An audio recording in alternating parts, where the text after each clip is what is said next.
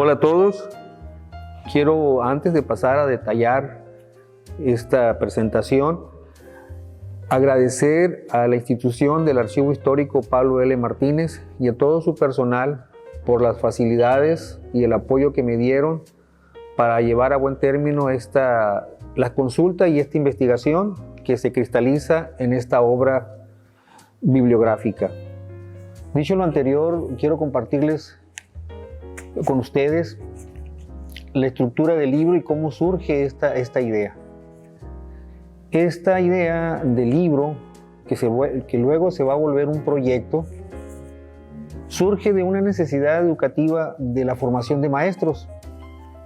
En el 1997, el plan educativo con que se formaban los maestros en la escuela normal contemplaba una materia sobre la historia de la educación y analizábamos ahí a veces la historia de la educación y también de los maestros, pero nos encontrábamos con que la historia que veíamos y lo que revisábamos de la formación de maestros tenía que ver más con historias del centro del país, del Distrito Federal y de algunos estados del centro.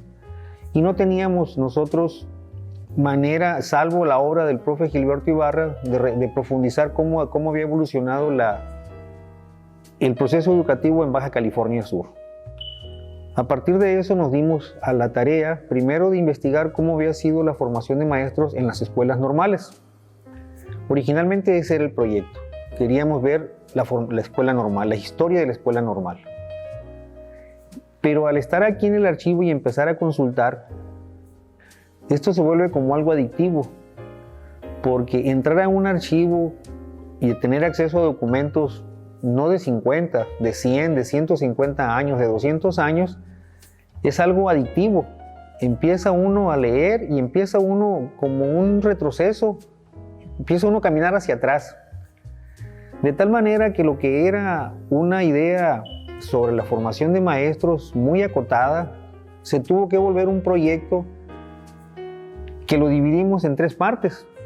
La primera parte del proyecto ya salió a la luz, que se llamó Las Escuelas de Primeras Letras en el Distrito Sur.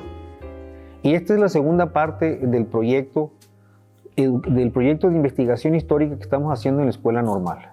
Este libro que estamos presentando aquí, cuando ustedes lo lean, van a encontrarse cosas muy interesantes locales de cómo fue evolucionando la educación desde los orígenes, desde la educación básica. Obviamente ya tiene el antecedente del proceso de la Reforma y del proceso de la República restaurada. Cuando entramos a revisar la política educativa del Porfiriato, vamos a encontrar obviamente que en este proceso el Porfiriato retoma mucho de lo que le deja la República restaurada. En este libro vamos a encontrar entonces cómo a partir de las ideas del Porfiriato, de cómo quiso imponer un orden y un progreso a partir de una gran legislación, esa gran legislación se va topando con la realidad difícil que les ponían las condiciones económicas, culturales y sociales del distrito en ese entonces. Ustedes, cuando lean este libro, y que espero que sí lo lean, van a encontrarse con las dificultades de los ayuntamientos, de los jefes políticos y de los padres de familia para hacer llegar la educación, obviamente, a todos los niños. También vamos a ver una gran legislación que nos imponía el gobierno federal, la política porfirista en este caso, muy bonita, muy de avanzada, muy de vanguardia, en ocasiones a veces muy apegada a un modelo francés, un modelo europeo, inclusive a un modelo inglés, que nunca iba a funcionar aquí porque no estaban dadas las condiciones para que eso floreciera. Aún así, el proceso educativo fue avanzando, ustedes lo van a descubrir, porque los jefes políticos, los ayuntamientos, algunos padres de familia de manera individual, pues se adecuaban a las condiciones y llevaban y hacían que sus hijos recibieran educación, aunque fuera a veces la más elemental. Entonces vamos a encontrar eso. Vamos a encontrar sobre la obligatoriedad, vamos a encontrar sobre los usos de la policía, de las policías locales o los gendarmes para que los niños vayan a la escuela. y cómo también vamos a ir viendo la parte de que todas esas leyes y todas esas disposiciones se topaban a veces, insisto, con la realidad, pero también con que no se podía. No había suficientes policías, no había suficientes profesores. Y entonces, aunque en el porfiriato, cuando lo vemos nosotros a nivel nacional, hubo grandes avances en la educación pública, a nivel local fue muy lento el avance, no se avanzó de la misma manera. Entonces, si nosotros leemos este libro, vamos a ir nosotros viendo muy cuesta arriba hacer que la educación llegara a todos los rincones. Entonces, en este periodo del porfiriato, lo que el libro, la investigación nos hace ver es que el esfuerzo educativo se quedó principalmente en la capital, en el puerto de La Paz, en Santa Rosalía y en San José del Cabo. En el resto de los municipios fue muy difícil. Y esto es importante saberlo porque hay un rezago que todavía lo tenemos y que no es de ahora, pues que se viene arrastrando. Entonces el libro, en esta actualidad, donde a veces las cosas se van centralizando, pues nos pone luz en que se tiene que hacer más equitativa la educación. Finalmente es una lectura amena, muy fácil de leer, con datos muy precisos, con documentos que si ustedes los leen, los revisan, los van a remontar a otra época y sobre todo nos van a hacer reflexionar cómo fue la evolución de Baja California Sur en ese proceso durante la época del porfiriato. Me complace poder compartir esta mesa con uno de los personajes más interesados por participar en la construcción de la historia educativa de nuestra media península. Destacado en foros diversos de discusión en la materia y de quien tengo el enorme placer de contar con su aprecio y colaboración para participar con mi modesto comentario acerca de una obra que me parece indispensable, no solo para conocer de forma elocuente lo acontecido en nuestra entidad en aquellos tiempos en que era solo un territorio comandado desde el centro, sino porque la discusión acerca de la relevancia de lo educativo en los derroteros de la política del país, de la entidad y del mundo en general era entonces y sigue siendo un hilo vertebrador para la toma de decisiones. El maestro Careaga ha sido un sólido soporte para la formación del magisterio subcaliforniano, pues hace un poco más de 20 años que participa activa y apasionadamente en el terreno de la enseñanza, en la Benemérita Escuela Normal Urbana, y allí ha hecho significativos avances por posicionarse, junto con algunos colaboradores con quienes comparte intereses, en la consolidación de un cuerpo académico que impulsa la investigación educativa como base para una enseñanza sentida, profunda y conocedora de los problemas que atañen a la formación de profesores. El maestro tiene una vasta y reconocida trayectoria en ámbitos educativos de educación, sobre todo de educación superior, donde figura destacando por su agudo y brillante pensamiento. Con esmero y diligencia, ha fraguado para sí y pone al servicio de los demás un amplio panorama de la complejidad y de las contradicciones inherentes a la dinámica del sistema educativo mexicano. El asunto que nos convoca en esta ocasión es la presentación de una obra en la que ha venido trabajando tras muchas horas de inmersión en el Archivo Histórico Pablo L. Martínez, dirigido por el licenciado Luis Domínguez Bareño, a quien aprecio y respeto por la fecundidad de sus gestiones para bien de este recinto y con quien he tenido la dichosa oportunidad de coincidir para otros proyectos educativos.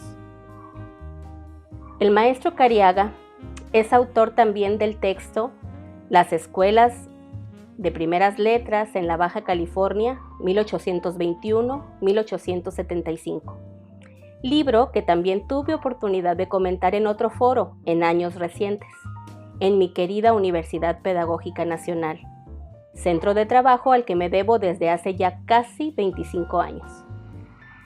Ahora, el maestro Cariaga nos entrega su más reciente publicación en formato libro. Es este. Se trata de La política educativa del porfiriato en el Distrito Sur de la Baja California.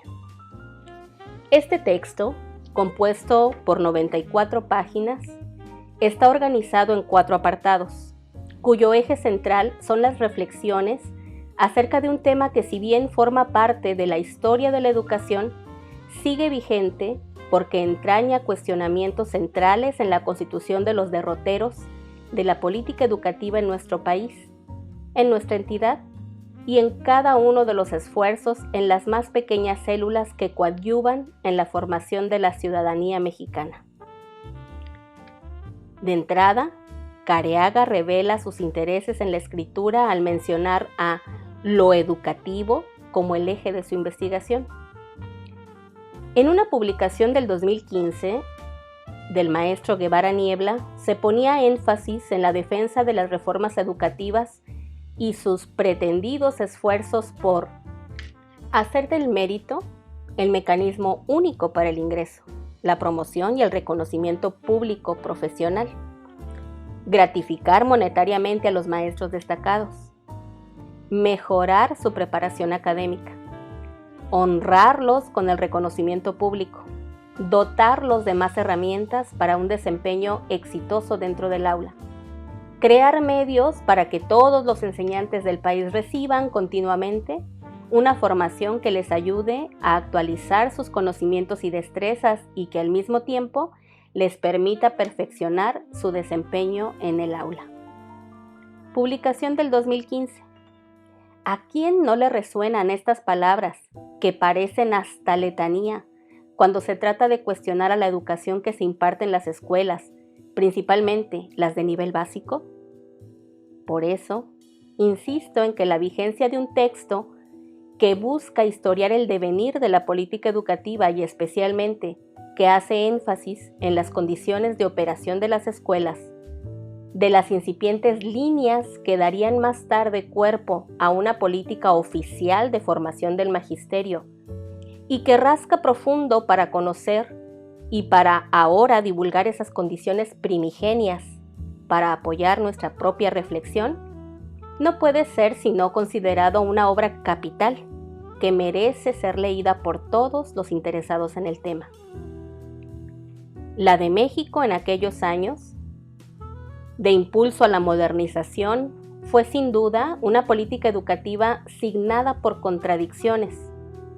Un texto como el del maestro Cariaga cobra relevancia al poner en contexto el contraste entre los discursos centrales y la realidad emergente de un territorio que, como bien nos dice en la introducción, y lo cito, no se reunían los requisitos para ser tomado en cuenta como zona con potencial económico o de importancia política.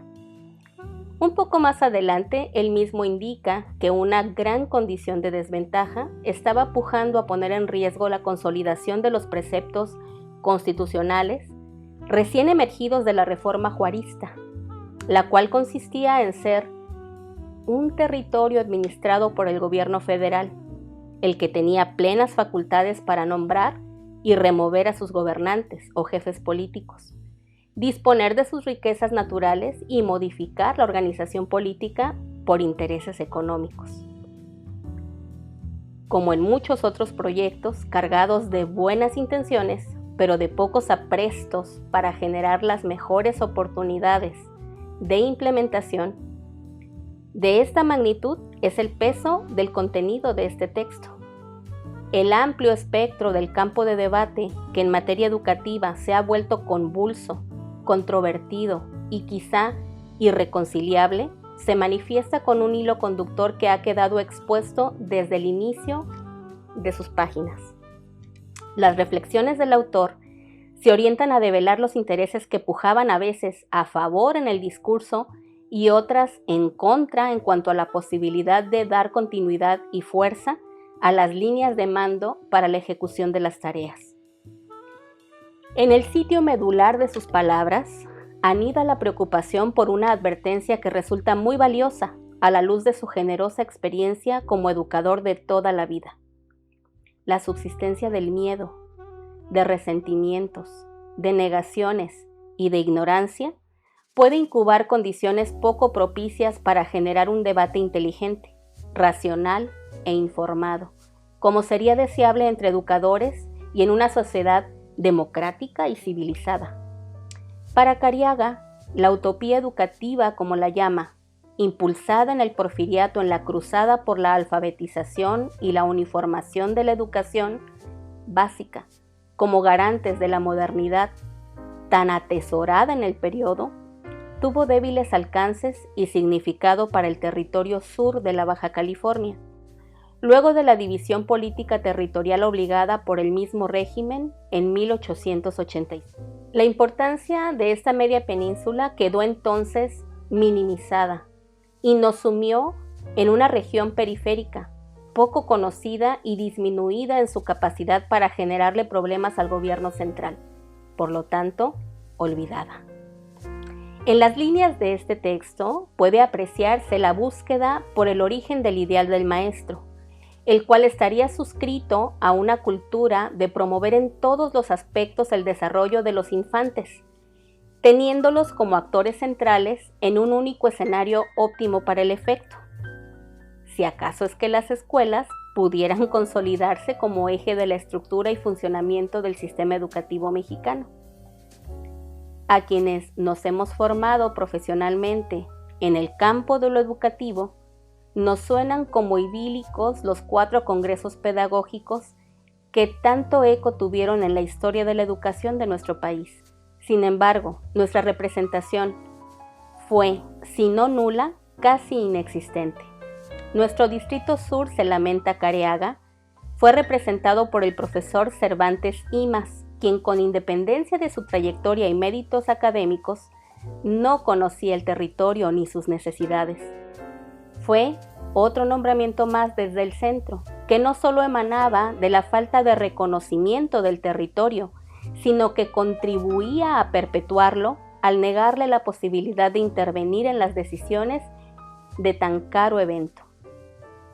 En el primer capítulo de la obra se exponen los antecedentes, donde se exploran las aportaciones de la República restaurada para la propuesta y búsqueda de continuidad de un proyecto liberal de modernización a través del despliegue de reformas constitucionales emanadas de 1857. Para ese periodo, ya se reconocía que luego de las décadas de vida independiente del país, se hacía necesario impulsar un proyecto político donde la educación básica, con fuertes dotes nacionalistas, fuera el semillero para catapultar las ideas modernizadoras del grupo de mayor peso político entonces, la Reforma Liberal. La Ley Orgánica de Instrucción Pública, que fue promulgada en aquel tiempo, establecía con claridad la lógica de la gratuidad y obligatoriedad de la educación, con el imperativo de que la enseñanza religiosa quedara fuera de los planes de estudio de las escuelas públicas. Era en los ayuntamientos donde recaía la obligación de establecer y sostener las escuelas para niños y niñas, así como organizar el currículo de instrucción secundaria y de revisar también los aspectos concernientes a la formación de maestros y otras carreras. Y aquí es donde el maestro Careaga centra su atención, cuando va elucidando las condiciones reales que caracterizaban nuestra región: escasez de edificios adecuados, falta de libros y materiales, déficit de maestros preparados. Todas estas carencias, dice el autor, eran más expresiones de lo deseable que de lo realmente posible, afanes pretenciosos para incidir sobre una población marginal que no sabía, y él se atreve a cuestionar, a la que quizá no le interesaba leer ni escribir. Un hilo vertebrador que es coherente con una obra que emana del estudio del territorio quizá más alejado y aislado de las políticas centrales de aquellos tiempos. No puede sustraerse en enfatizar el desigual avance que tuvieron las políticas educativas emanadas de la República restaurada. Nos advierte Careaga que para la población de entonces, en esta media península, no había diferencia sustantiva entre una u otra forma de gobierno. Lo que sí era real, señala, es lo cotidiano y lo que sí era palpable: la pobreza, las carencias y las perennes riñas intestinas por el poder local.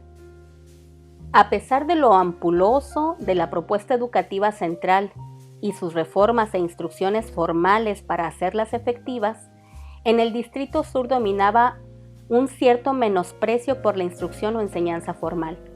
Aquí solo se ofrecía educación elemental o de primeras letras. En este mismo apartado, el maestro Careaga aborda los primeros años del Porfiriato, de donde destaca atinadamente la ascendencia de algunas ideas sobre lo educativo: liberalismo, positivismo y un extraño conservadurismo, como ejes constructores de un proyecto educativo empecinado en la orientación nacionalista y con una fuerte impronta por una historia patria que aún resuena fuertemente en la actualidad. A más de 100 años de su reconocida necesidad para consolidar un Estado fuerte, pero que cada vez entra más en cuestionamiento en el devenir deconstructivo de los Estados-nación. El periodo de inicio del Porfiriato, dice Careaga, dio continuidad a la idea de que los ayuntamientos absorbieran las responsabilidades de constitución y manutención de los planteles escolares. Y aquí el maestro muestra cómo no solo era difícil, sino prácticamente inviable este propósito. La ley federal indicaba unos deberes que no podían ser sostenidos por ayuntamientos en condición tan precaria. El documento incorpora reflexiones extraídas de fuentes de archivo y otras obras de calado nacional e internacional en la construcción y recreación de la historia educativa nacional. Las condiciones de la región en cuanto a una desigual distribución poblacional no ayudaron a la consecución de los deseos de uniformidad educativa. Los avances, aunque precarios, fueron visibles acaso en los núcleos de mayor concentración poblacional. Sin duda, uno de los elementos que destacan en esta obra es la inclusión de anexos extraídos del archivo histórico, que ponen en contexto los argumentos esgrimidos a lo largo de cada capítulo y que se hacen muy pertinentes porque hacen gala de la inteligente selección del autor. Muchos apoyan la construcción de una idea más clara y detallada de la realidad de lo que acontecía en nuestro territorio por aquellas épocas. El segundo apartado se llama Los preceptos constitucionales. En él se aborda el tránsito entre una fuerte carga sobre los erarios municipales hacia los impulsos centralizadores realizados por Díaz. Nos introduce en estas reflexiones el maestro Careaga haciendo un breve repaso por las condiciones nacionales y luego enfatizando en las difíciles condiciones del territorio de Baja California, empatadas en gran medida con las otras regiones provinciales de México. Había un desconocimiento de las autoridades centrales sobre las condiciones reales socioeconómicas que vivía la población concreta. Desconocían sus formas de vida, cómo hacían para subsistir. Pone, por ejemplo, el maestro lo siguiente, lo cito: en las rancherías del municipio paceño o pueblos de la parte central y norte de la península, un alto porcentaje de colonos no sabía leer ni escribir. Por su misma condición de ignorancia o aislamiento, para ellos no había ningún tipo de instrucción. Cierra la cita. Comenta el autor que los preceptos constitucionales entonces se convertían en letra muerta para quien no sabía leer y que en consonancia con la política nacional vigente de Díaz, la característica fundamental en su implementación era imponerlos primero y explicarlos después, si acaso. Entonces, como ahora, pareciera como que de la educación se espera todo: formar hijos para la república, moralizar a la sociedad, crear ciudadanía, capacitar para el empleo, crear conciencia cívica para el respeto y la consecución de las leyes, promover la higiene, etcétera, etcétera. Y entonces, como ahora, queda claro, guardando las proporciones, por supuesto, que tenemos dificultades que contravienen los más caros deseos de consolidación en materia educativa.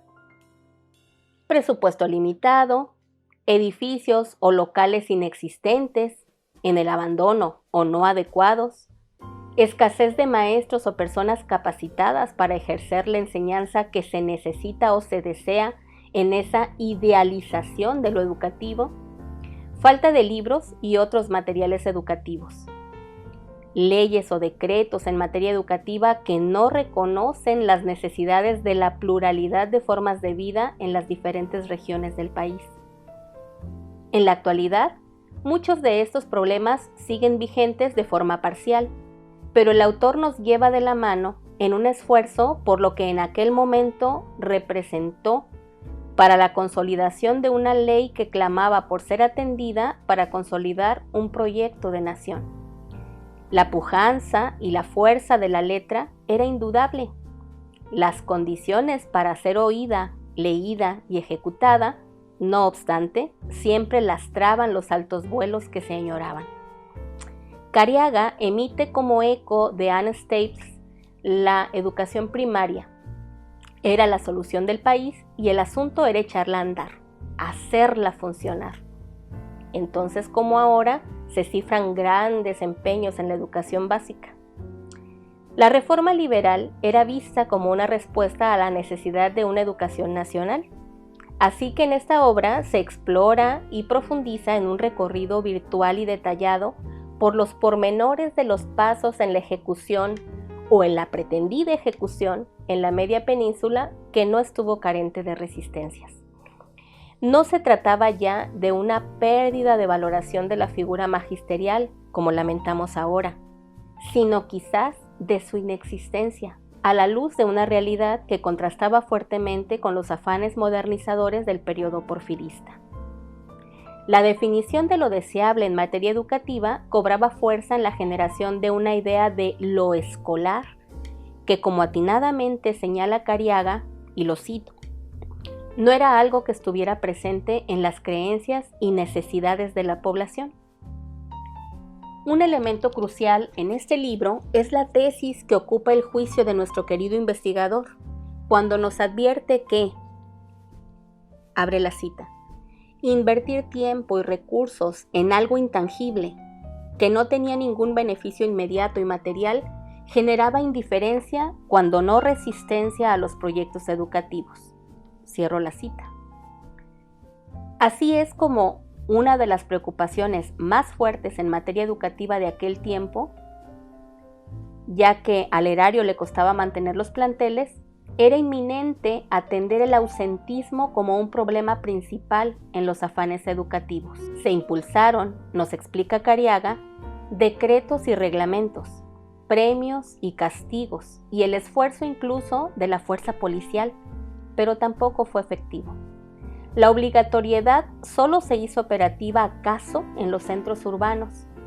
Para hacer velar la ley en la materia, se instituyeron los consejos de vigilancia, que a más de ser una instancia fiscalizadora, quizá por no tenerlas claras, excedían sus funciones con la consecuente sobrecarga para las autoridades, de quienes dependían. La instrucción que buscaban acatar era clara: obligar a las clases populares a recibir un bien superior, que por supuesto no terminaba por entenderse. En el tejido discursivo del texto podemos encontrar la urdimbre que da soporte a lo que luego fuera un sistema educativo fuerte, pero que en el tramado inicial deja ver las irregularidades en los hilos vertebradores y los hoyancos que ponen en riesgo la atención necesaria para la construcción de lo deseable. En un tercer apartado se aborda a los profesores. Sin duda, aquí está el corazón del maestro, quien es más que comprometido. Nos consta con su trayectoria de esfuerzo por participar en la formación de un magisterio fuerte, con ideales sólidos y con claras consignas para estar siempre actualizado para bien de la niñez y para el servicio educativo en general. Es en este periodo del Porfiriato donde pareciera fraguarse la idea de lo que se requiere para ser un profesor. El autor nos lleva en un recorrido que deja a la luz cómo es que, sin existir el oficio de preceptor, confluyeron dos grandes necesidades en su surgimiento. La necesidad de las familias de que sus hijos aprendieran a leer, escribir y contar, por una parte, y por otra, el hecho de que el oficio fuera una forma de ganarse la vida. Dos necesidades que, al ser escuchadas o leídas de esta forma, parecen simples, pero profundas porque calaron poco a poco y fueron reconocidas por un gobierno que vio en ello oportunidades también para afianzar un proyecto de nación. Sin embargo, en ese tiempo había una enorme brecha entre lo que se concebía como ideal educativo en un preceptor con lo que realmente se podía tener en términos de perfil para un puesto que aún era incierto. Figurémonos la demanda. Dice el maestro Cariaga que la Ley de Instrucción Pública de 1869 exigía condiciones de 3 clases. La menor de todas estas clases o exigencias era muy laxa, o aparentaba serlo. Demandaba, si eras hombre, conocimiento y dominio de español, francés, taquigrafía, teneduría de libros, geometría, rudimentos de física, de historia natural, nociones de cosmografía, geografía física y política, cronología e historia, higiene doméstica, métodos de enseñanza, con sus respectivas ventajas e inconvenientes. Si eras mujer, los requisitos eran diferentes, pero exigían saber gramática castellana, correspondencia epistolar, medicina, higiene, economía doméstica, deberes de la mujer en sociedad y de la madre con relación a la familia y al Estado, dibujo lineal y con arte que pudiera ser ejecutado por mujeres.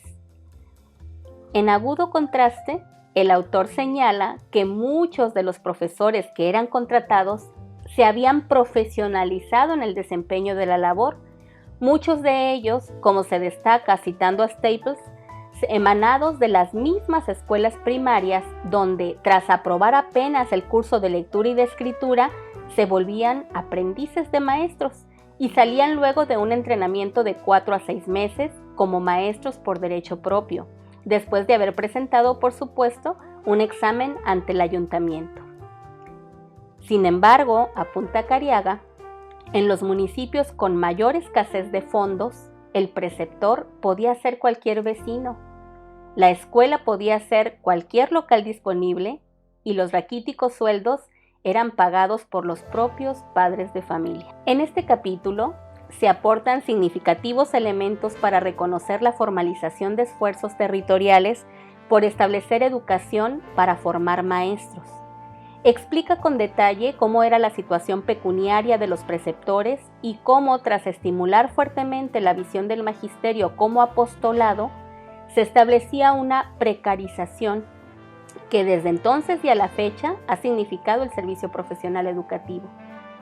Los ejes de este apartado se encuentran en los claroscuros que significan la profesión desde su nacimiento.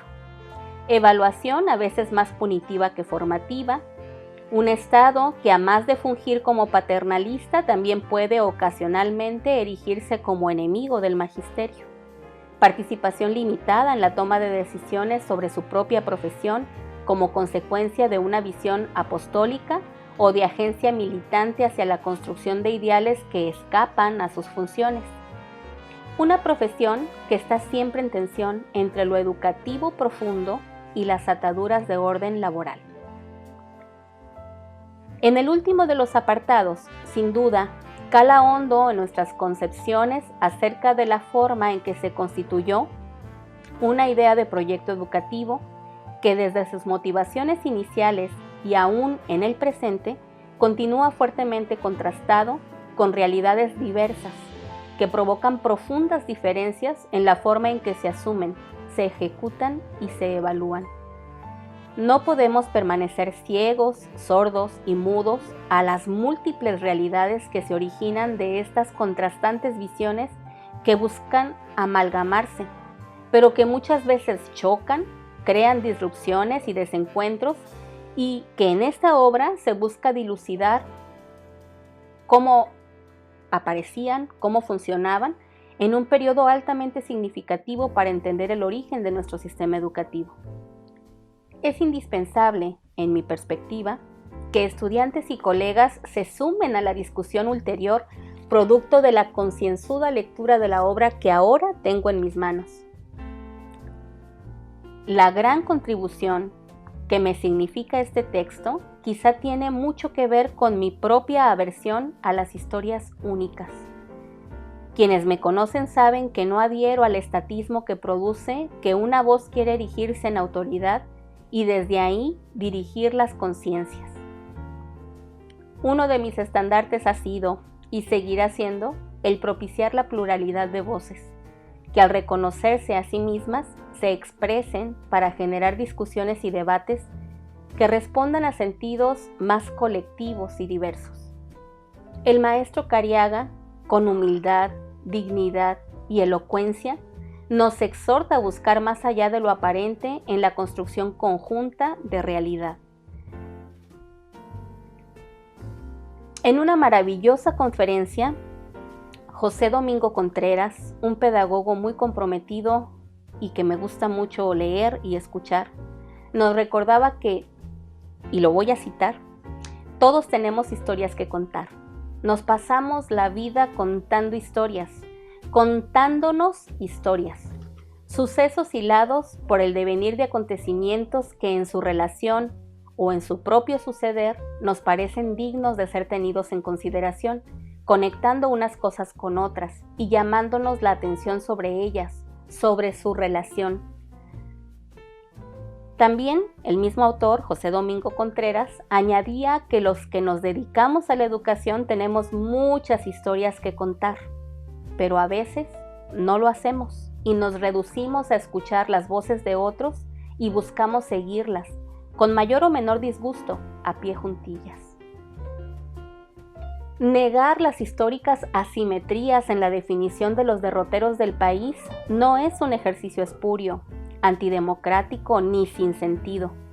Adoptar la idea de que todo es producto de un pacto en donde el equilibrio de poderes ha sido consensuado es adscribirse al riesgo de escuchar la historia de los que cuentan la historia de los otros, por supuesto, negándola o pretendiendo acallarla. Este no es el caso del maestro Careaga.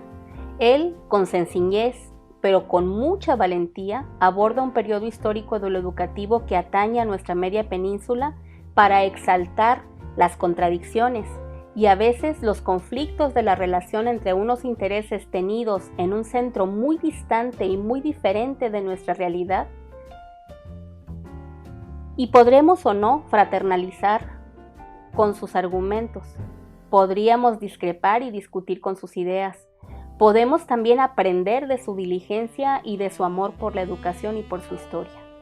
Yo, por supuesto, me reconozco privilegiada de tener la primicia de su obra, de ser convidada en la calidez de su amistad para comentar esta presentación del libro y me ciño con entusiasmo y alegría a la hospitalidad del recinto comandado por mi estimado amigo el licenciado Luis Domínguez Bareño para darle la bienvenida a una obra que seguramente viene a enriquecer con inteligencia en sus argumentos el debate de la historia de la educación, tan cara para buscar entender quiénes somos y hacia dónde nos dirigimos. Muchas gracias. Agradezco a la maestra Cecilia Cristerna por sus comentarios, sugerencias y por el apoyo en la presentación de la obra. No quiero dejar pasar la oportunidad de compartir con ustedes que este documento pretende que veamos la educación en Baja California Sur como un acontecimiento situado en una narrativa global de la historia de la educación en México. Si ustedes se interesan y lo quieren leer, yo les pido que se acerquen al archivo para que lo adquieran o para que lo consulten. Muchísimas gracias por su atención. Gobierno de Baja California Sur. Mejor futuro. Hoy.